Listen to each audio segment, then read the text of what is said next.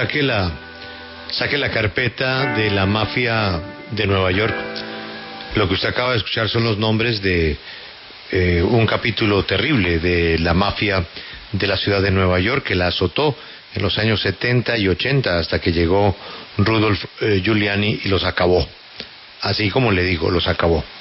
Escucha usted ahí mencionar a los Gotti, a los Banana, escucha usted también a hablar de los Gambino, de Charles Carneglia, familias que azotaron a la ciudad de Nueva York, llevándole a una crisis terrible.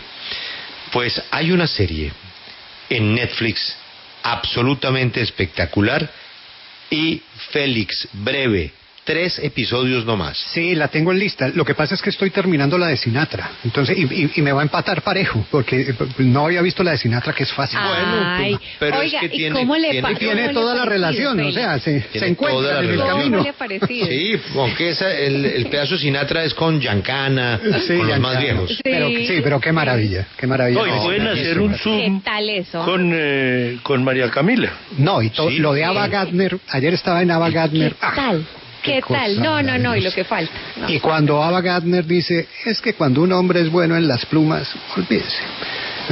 Bueno, y cuando va y la saca del estudio, Sí, ¿no? cuando un hombre es bueno... No, es que- No, su relación con todas las mujeres en realidad Sí, es una sí, cosa sí, impresionante. Y además que todas lo referían, ¿no? Decía, Sí. Corría de voz en voz, corría la leyenda de Sinatra en esos campos. Y por eso la referencia de Ava Gardner. Bueno, pues el tema tiene que ver y le va a gustar, porque son 3 capítulos, 50 minutos, Netflix, se llama La Ciudad del Miedo, Nueva York contra la mafia.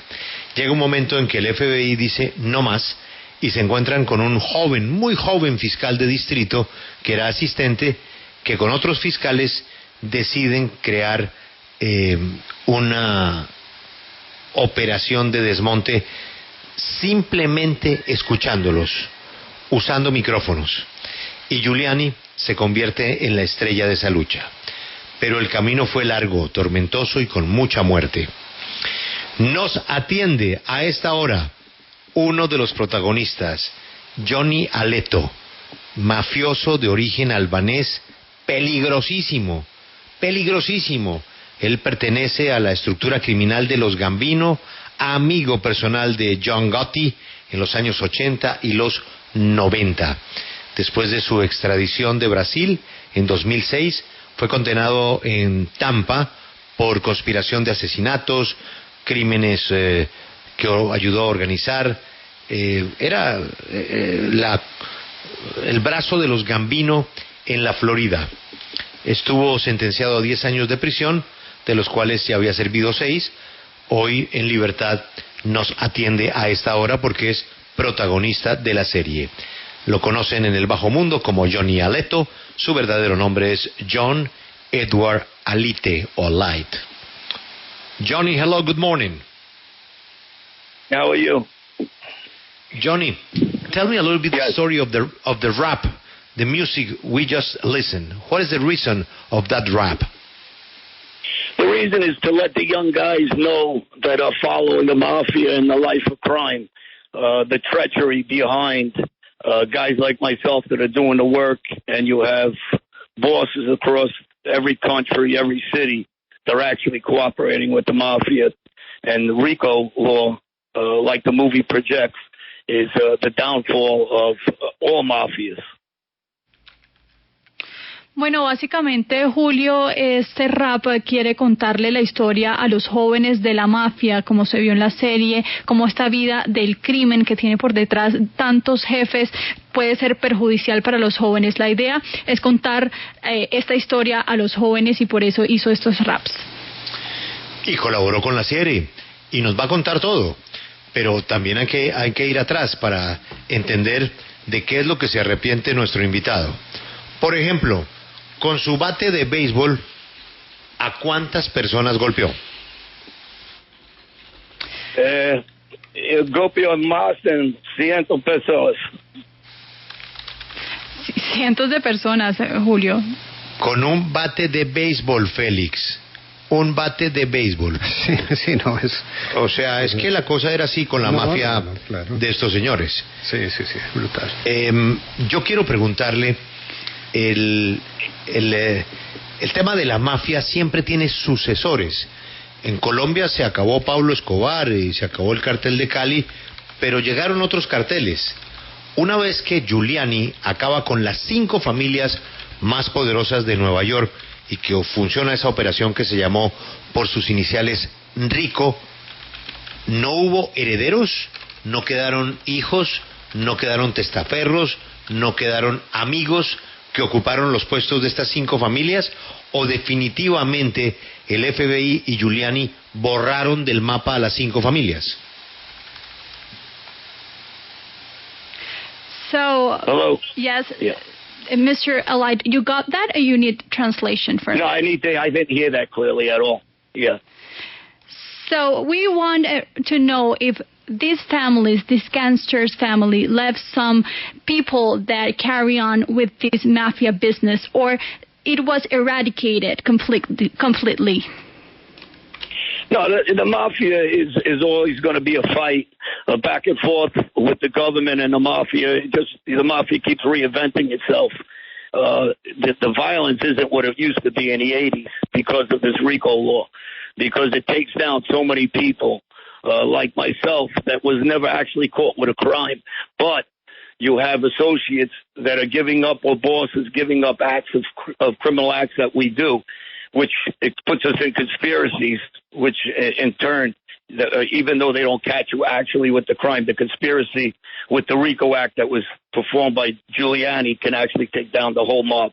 So I think it's just dismantling the mafia overall through every country, every city, every state, especially in the United States. ¿Con quién te vas? Bueno, nos dice que esta es una pelea de la mafia constante con el gobierno. La mafia está reinventándose todo el tiempo y esta violencia en los 80s fue bastante intensa, tenían bastante asociados y muchas de estas personas que estaban involucradas en la mafia pues delataban al resto y esto permitió que se pudiera desmantelar esta mafia en los Estados Unidos. Quiero preguntarle ahora sobre la efectividad de ese plan Rico. Cuéntele a nuestros oyentes qué era el plan Rico. So how effective was that RICO plan that led eradicate all the mafia? How was the plan? Can you explain it a little bit about the plan RICO? Yeah, RICO is a law that was started by Giuliani back in the mid-'80s. To show that there was more than 2 people running an enterprise. And it's a very complicated law that gangsters that weren't educated started to understand the law because they understand their life was in danger of getting 100 years and better. And so although you're not caught in a crime itself, if the family and the crew, which is more than 2 people, are shown to be involved in an organization to continue an enterprise, an illegal enterprise, they can actually lock up anybody that's involved with that organization. So if there's more than 2 of us planning different crimes, they can bring us all together as one organization and bring down 3 guys to 100 guys at a time. Although you've never been actually caught with a crime within that organization, but if you're part of that RICO conspiracy, they can knock everybody down. It's a very complicated law. It is very difficult for people to understand. And you really have to sit down with an attorney and understand the reach of this law, what it caused. And it really, it was an amazing law that was brought up by Giuliani that really kills organized crime. Nos dice que esta ley RICO que creó Giuliani en los 80s, pues descubrió básicamente lo que quería era atacar el grupo en general, el grupo completamente, porque se creía que eran 2 personas manejando una empresa y pues lo que pudo comprobar es que son muchos miembros de esta mafia que estaban detrás, que era una organización bien elaborada, estructurada y pues no se atacaba solo a 2 personas que cometían el crimen, sino que se podía involucrar a todo el mundo que tenía alguna relación con esta mafia y es una ley bastante complicada, dice él, de entender. Uno se tiene que sentar con un abogado a que le explique, pero fue una ley bastante efectiva que logró no solo pues identificar a 2 personas que hubiesen cometido un crimen, sino alrededor de cientos de personas que estuvieran involucrados con esta mafia. Grace, pregúntele por favor, usted comentaba en la serie que su barbero, su entrenador de boxeo, de béisbol, todos estaban asociados con la mafia. Era muy difícil decir que no, o en algún momento él pensó en hacer las cosas de una manera diferente.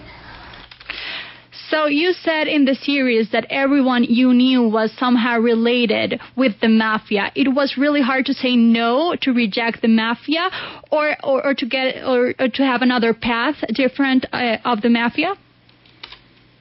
Well, the opportunities, like most people in the business world that are involved in regular business, they have opportunities. And in my neighborhood, in our area, we have opportunities more so to the streets to be involved in a mafia, because everybody in our lives are involved in a mafia from the streets we come from. I have friends in Colombia. I lived in Colombia. I lived in Barranquilla for a while. And so every angle and every person I know I met from my streets that connected me around the world to have connections in the mafia, not just in New York, but I had connections in Barranquilla.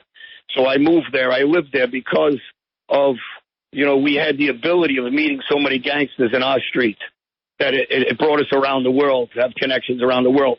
And that's the difference with the streets we come from, because we're more exposed to illegal activity than we are to legal activity.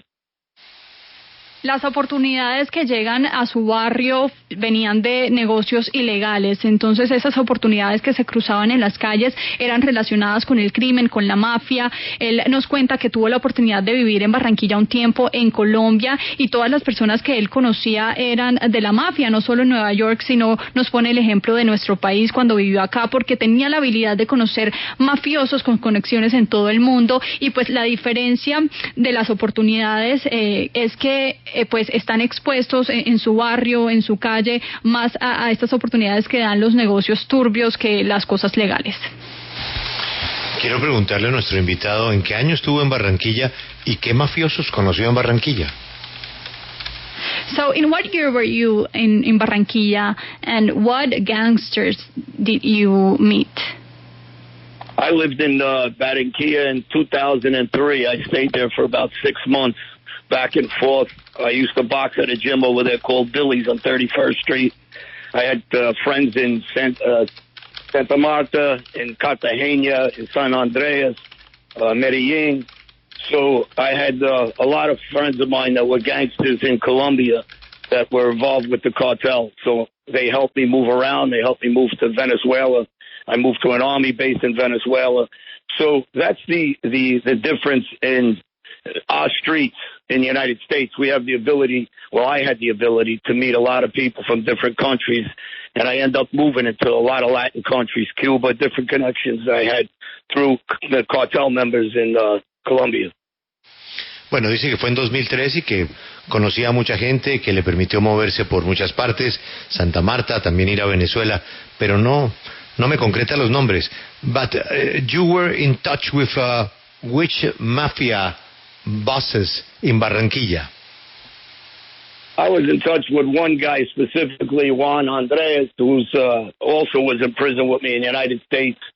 He was a huge cocaine dealer. I was in touch with another guy, Andre, that was also from Colombia and was in prison with me in the United States. And we keep these connections. Sometimes these prisons, what they actually do is they get us better connections internally between criminals, which we can move from state to state. When we get out of jail, we take advantage of it, and sometimes country to country. So that's what allowed me to go to Colombia, and I had help in Colombia to move around to these other countries. Pues Julio, no es tan específico, dice que conoció a un señor que se llama Juan Andrés, que estuvo en la prisión con él en los Estados Unidos, que manejaba un negocio muy grande de cocaína, otro que se llamaba André, también colombiano, con el que también compartió prisión en los Estados Unidos, y estas conexiones alrededor del mundo fueron las que le permitió moverse de estado a estado en Estados Unidos y también de país a país, que le permitió ir a Colombia, a Cuba, como nos contaba en la respuesta anterior. ¿Y esas personas siguen activas en el negocio del narcotráfico? ¿Esas que conoció en Barranquilla? ¿Sigue en contacto de alguna manera con ellas?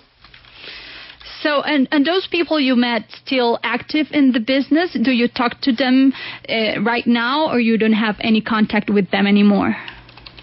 Actually, I have one guy. I haven't had contact with him since I got out of prison.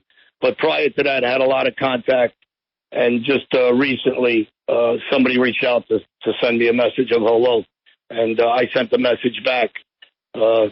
I hope you change your life like you told me you were going to. So I really don't know if he's active anymore or if he isn't. But as far as me, I'll say hello, goodbye to guys, but that's about it. I'm not actively involved in any kind of criminal activity with anybody anymore. Él personalmente no está involucrado en una actividad ilegal, más que hola y chao, no tiene mucho más contacto con estas personas que conoció en esa época. Dice que recientemente alguno de ellos lo contactó, le envió un mensaje para saludar y pues él le devolvió el mensaje y espera que hayan cambiado sus vidas como él lo hizo, pero pues no ha tenido mucho más contacto que ese, no sabe qué es de sus vidas ahora mismo. Grace, cuando terminan matando a Paul Castellano bajo orden de John Gotti, ¿qué pensó él que iba a pasar teniendo en cuenta que él era el mafioso más famoso, más poderoso de Estados Unidos? ¿Y qué terminó pasando? Si se dio lo que él esperaba una vez Paul Castellano fue asesinado por orden de John Gotti. When they killed Paul Castellano, what did you think at that moment was going to happen? Well, I was on the faction of Gotti at the time Paul Castellano gets killed. But I also thought it was one of the biggest mistakes in mafia history because of the strength and power and money that Paul Castellano yielded. I think it was one of the downfalls in American mafia by killing him. So I thought it was a big mistake, personally. Él estaba en la facción de Gotti y nos dice que para él uno de los grandes errores de la mafia fue acabar con Castellano por todo el poder que él tenía y el control que tenía de la mafia. Para él fue un error profundo haber acabado con Castellano. Grace, por favor, pregúntele sobre el dilema constante que uno ve en las series y en las películas sobre la mafia, y es en convertirse en un soplón, un whistleblower. Siempre hay unos que terminan haciéndolo, otros que no, unos que lo hacen y terminan muertos, y otros que terminan salvando su vida de esa forma. ¿Cómo se maneja al interior de la mafia esa tentación o ese dilema de convertirse en un soplón para salirse de la mafia como tal? So, how do you manage inside the mafia the temptation of becoming a snitcher? How do you handle with that opportunities you have to go away from the mafia? I think, like anything, things move forward. Any corporation, any business. So when you see the RICO law that came into effect, and you watching all the bosses and different guys in the family starting to talk and give information because they don't want to do a life sentence, you start to understand that the times have changed. The implementation of these kind of laws, you're never going to have the same power in an organization like that anymore, because these governments came in with so many strong laws, so much different technology and surveillance.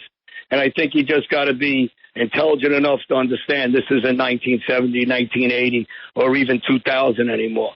If you go to the streets, you're not going to have a long life. You're either going to get killed or you're going to go to jail forever. And there's too many informants out there, which I mentioned earlier. So there's just too many guys that are folding their cards because of these laws that came into effect. Bueno, cree que las cosas van avanzando y cada negocio tiene su final o su ciclo, y cuando estas personas involucradas en la mafia ve que las leyes están cambiando, que las jefes empiezan a hablar, que todo el mundo está empezando a hablar, a dar información, y que la mafia no tiene el mismo poder porque pues el gobierno está reformando unas leyes mucho más estrictas, mucho más fuertes en contra de estas mafias, entonces solo tienen un camino, una salida, y es hablar. Entonces nos cuenta que estas personas en los 90 se dan cuenta que no van a tener una larga vida, que pueden morir, que pueden ir a la cárcel, entonces muchas personas por eso comienzan a hablar. Yo quiero preguntarle sobre su pasado, porque una persona que ha golpeado a más de 100 personas con un bate de béisbol, que ha disparado a más de 30 personas, que ha incluso asesinado, pues, ¿cómo empezó a ser su núcleo familiar y cómo también fue su transformación? So we want to know about your past. How were you able to change your life? How was you able to transform your life into a positive life? Because I'm a guy that was a little more intelligent. I think I was school educated. I was street educated. I was internationally educated with gangsters from every country. I lived around the world. And I seen when this is going on, I got disenchanted when I stood in jail in Brazil. And I got disenchanted with watching guys turning and giving evidence, use any words people use, snitch, rat, doesn't matter, informant. I just understood it was over. They're using guys on the street now that we wouldn't have used them to valet park our car. So I knew that the writing's on the wall, time's over, it's finished, and I just threw a towel in. I said I got to change my life. I got to try to help some kids not follow this path or they'll end up like me. And the end up is they'll do what I did, end up in prisons, leaving their family. And those same bosses are going to rat on you and snitch on you. And I just understood that it's time to end this and try to help some kids and do something positive instead of negative in my life like I did in the past. Bueno, él se considera un poco más inteligente que los otros personas involucrados en la mafia porque tenía bastante educación, tenía por lo menos educación escolar y también pues aprendió mucho viajando alrededor del mundo, involucrándose con los mafiosos alrededor del mundo, y él se desencantó mucho cuando estuvo, por ejemplo, en la cárcel en Brasil y se dio cuenta cómo se entregaban unos a otros, estaban usando básicamente a las personas que estaban en la calle, y pues cuando se dio cuenta de todo esto quiso alejarse y se dio cuenta que la mafia, el tiempo de la mafia se había terminado, y quiso enseñar a los jóvenes a no involucrarse con la mafia y a seguir otro camino distinto al que él siguió. Grace, yo no quiero dañar la serie con temas muy puntuales, pero hay algo que me llama la atención, y es que todo está basado en grabaciones, en horas de grabaciones.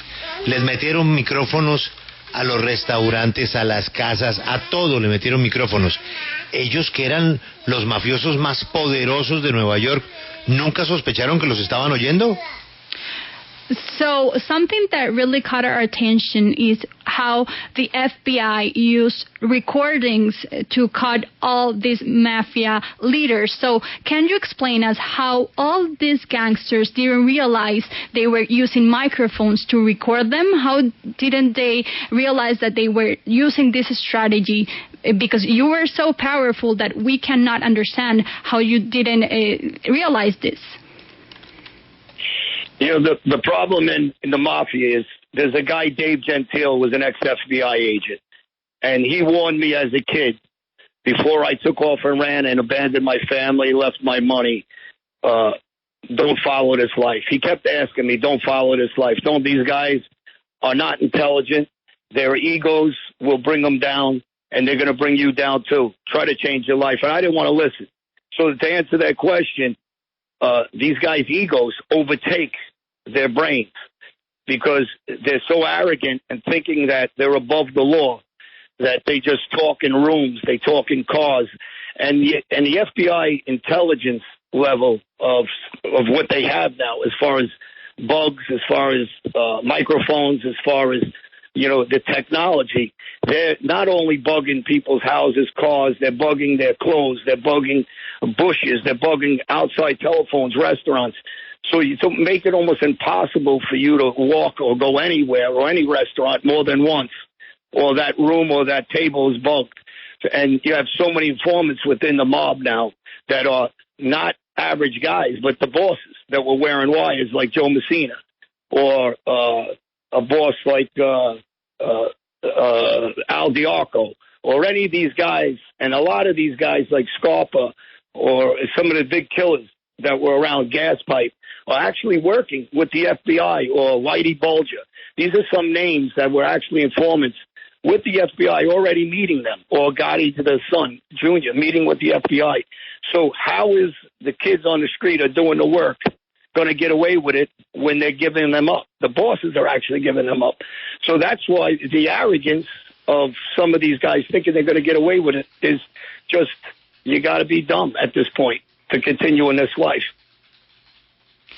Bueno, nos cuenta básicamente que la arrogancia y los egos de estas personas son tan grandes que supera su mente, son tan arrogantes que creen que están por encima de la ley y empiezan a hablar en los cuartos, en los carros y creen que la inteligencia del FBI no los va a alcanzar, pero lo cierto es que la inteligencia del FBI es tan grande, tienen tanta tecnología que pues no solo pueden interceptarlos en sus carros, en sus casas, sino también en los árboles, le pueden poner micrófonos en la ropa, en los restaurantes. Es imposible para ellos alejarse de la inteligencia del FBI porque incluso ni siquiera pueden repetir un mismo restaurante y son muchos los informantes, son muchas las personas y da nombres de diferentes mafiosos o personas involucradas con la mafia que empezaron a hablar y a contar lo que hacían en esta mafia y entonces dice que es muy complicado no alejarse, hay que ser muy bobo para no darse cuenta que no hay futuro en la mafia con toda esta inteligencia que ya hay en el FBI.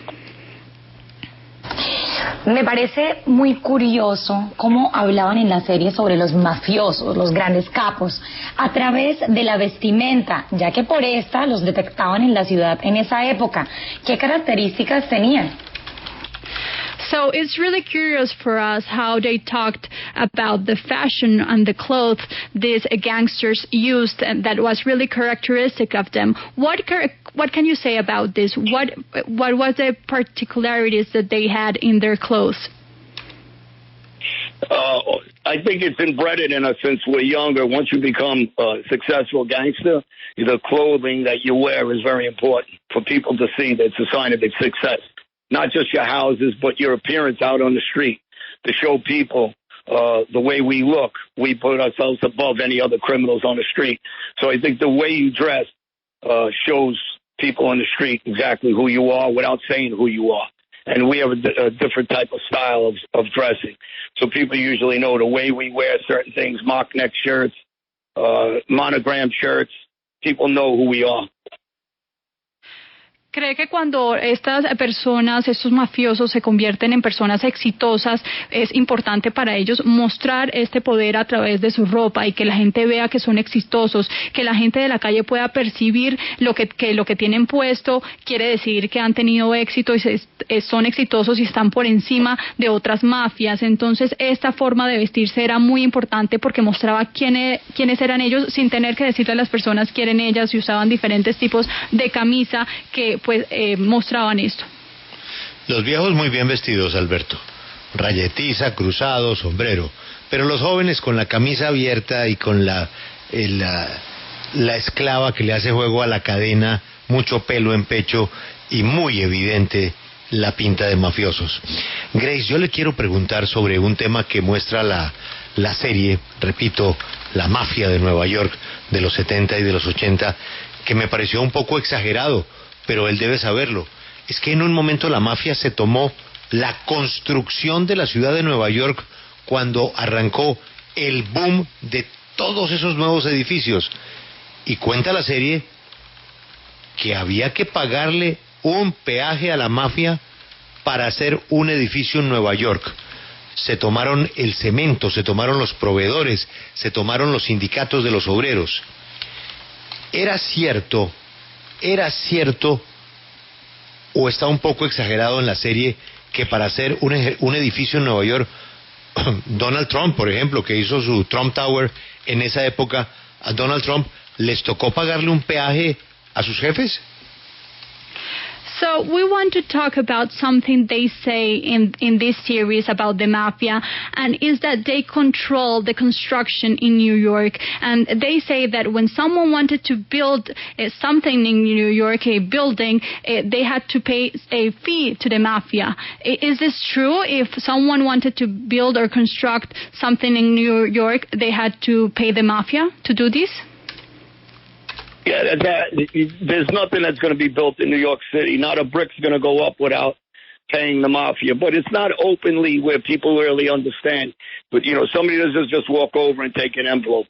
The numbers are embedded throughout every local, through every union. So it's not as simple as people think if somebody knows they're dealing with the mafia like that. So if somebody want to put up a building, they're going through different people, and as they're going through, those numbers keep rising.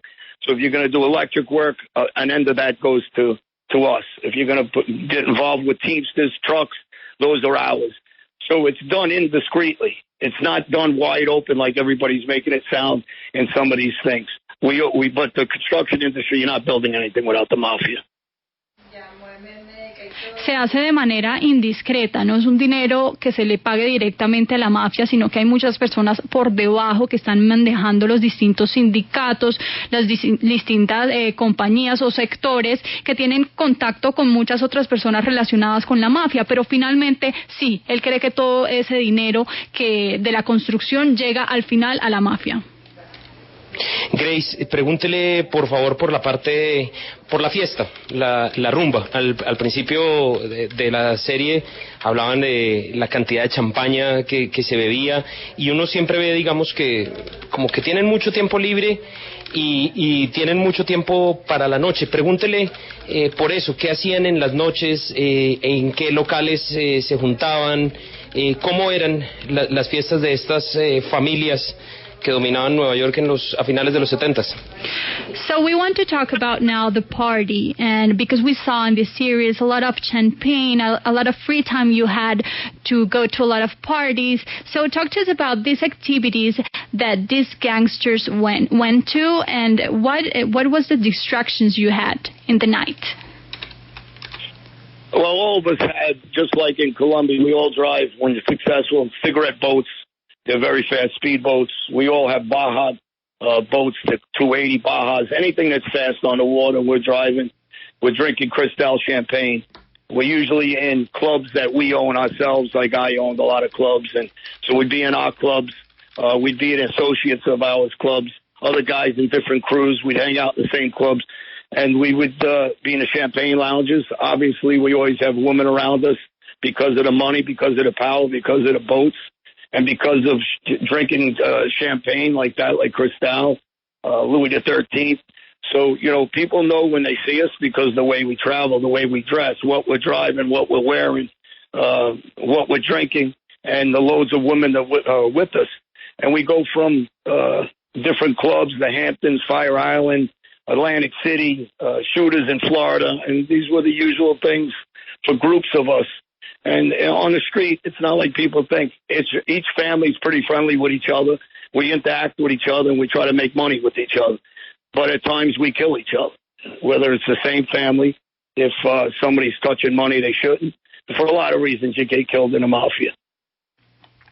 Bueno, dice que como en Colombia tienen muchas botes, lanchas rápidas y bueno, también tienen mucha champaña, Cristal en esas fiestas, van a los clubs de los que ellos mismos son dueños y por eso lujos, tienen muchas mujeres alrededor muy hermosas y muestran todo ese poder que tienen con los botes, con la champaña Cristal y la gente ve lo que usan, los lujos que tienen y a los bares que van en los Hamptons, Atlantic City y dice que en la calle no es como piensan entre los gangsters, entre los mafiosos, pues porque se relacionan entre sí, pues cada familia es amable con la otra y tratan de hacer negocios los unos con los otros, solo que a veces se matan también. ¿Y la mafia ahora en Nueva York qué? ¿Cuál es hoy? ¿Cómo es la mafia en Nueva York? ¿Es tan poderosa como entonces y simplemente es más discreta que la de esos tiempos? ¿O cómo definiría hoy la mafia en Nueva York, que me imagino sigue existiendo? So what can you tell us about the mafia right now in New York? It still exists or it disappeared? It is powerful right now as it was before? What can you tell us about the mafia right now? The mafia is definitely weakened than before, but like anything, like I said earlier, they're trying to build up and strengthen itself. The problem is the watered down of the ability of these young guys of understanding the mafia. Not capable of, I think, of what we used to do in the 70s and 80s and before that, 90s, compared to what's out there now. I think they think quantity is better than quality. In my personal opinion, instead of building up to 100 or 200 or 300 guys a family, they should leave it at 20 or 30 good guys and stop trying to build it in numbers because the numbers is what's killing. the mob, and they need to be a little more discreet as far as these younger guys that they're bringing into the street. Está absolutamente debilitada, por supuesto no es tan fuerte como lo fue en ese entonces, pero están tratando de fortalecerse, de fortalecer esa habilidad para agrandarse, y pues dice que en este momento la mafia tiene que mantenerse reducida, unos 20, 30 hombres, no pueden tener la cantidad que tenían antes de 100, 200 hombres, porque pues obviamente eso es lo que hace que la policía los atrape, ¿no? Tienen que ser muchos más discretos, con muchos menos hombres, y eso es lo que han entendido actualmente, y por eso se maneja a una escala mucho más pequeña. Grace, pregúntele por favor sobre los otros clanes mafiosos grandes que había en Italia. Las 5 familias que manejaban Nueva York siempre fueron parte de la Cosa Nostra. Pero ¿qué pasaba con la mafia napolitana, que era la Camorra? ¿Qué pasaba con la 'Ndrangheta, que era la mafia calabresa? ¿Cómo eran los vínculos que tenían con los otros grandes clanes mafiosos en Italia? So we want to understand how were the connections you had with the other groups, with the other mafias, with the other big families, as the Camorras, for example. So how was the relation between one another? Well, me being Albanian, there's a lot of Albanians in Europe that are involved with these organizations there. But in the United States, I'll use, for example, John Gotti Sr. He didn't want to recognize the mafia in Italy when they came to the United States here. He would go against them. He wouldn't want to talk to them. He wouldn't want guys in our family speaking with them. He didn't trust them. On the opposite end now, the Italians in Italy are doing the same thing. They don't want much to do with the United States mafia members. The Gambino family, in my opinion, who I respect and I like, I think they're a little more business-oriented from Italy to here. They're quiet. They're under the radar, and they're trying to bring it back to the old Italian ways of keeping quiet, staying within themselves. So I think that, if it slowly builds up that way again, it'll get strong if you keep it through the European ways. But like I said, Gotti didn't respect them here. He didn't want nothing to do with them. He didn't like the fact that they were killing law enforcement or families or women. And those were some of his reasons why he didn't want anything to do with them back then. Johnny, what do you think about this scenario? After what Rudy Giuliani did against you and your mafia, what he did with September 11, he could be president of the United States?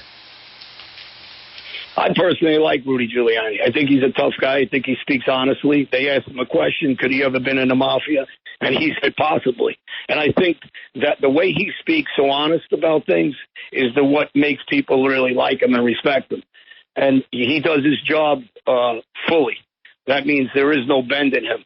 He's one of the most intelligent guys out there. And for him to do what he did in New York City in the days he did it and clean it up, not just with the mafia, just everything about New York City. He made it one of the most beautiful places to go in the world. And recently they're destroying the city again. So I think there's anarchy all over because you don't have leaders like Rudy Giuliani. Johnny, thank you very much. Good luck with your Thank you very much. series. I appreciate it. Thank you very much. Okay. ¿Qué dijo al final, Grace, nuestro amigo Johnny? Bueno, dijo que John Gotti no tenía nada que ver con la mafia en Italia, en especial no quería ninguna relación con la mafia italiana, pero él reconoce que los Gambino querían mantener un estilo mucho más italiano porque son mucho más callados, manejan un bajo perfil y siempre se mantienen en ese círculo y no quieren tener conexiones con nadie más, y esa es la forma en la que se quiere manejar la mafia, pero Gotti realmente no lo respetaba y no querían tener mucha relación con la mafia italiana. Y con respecto a Giuliani, dice que es un hombre fuerte, que habla de una forma honesta y que la forma en la que habla hace que mucha gente lo quiera, lo respete y le guste lo que hace. Es una persona que hace su trabajo completo y hacer lo que hizo en ese momento en Nueva York de limpiar la ciudad por completo, no solo limpiarla sino hacerla una ciudad hermosa para visitar, es algo admirable y bastante grande para él. Sí, yo le pregunto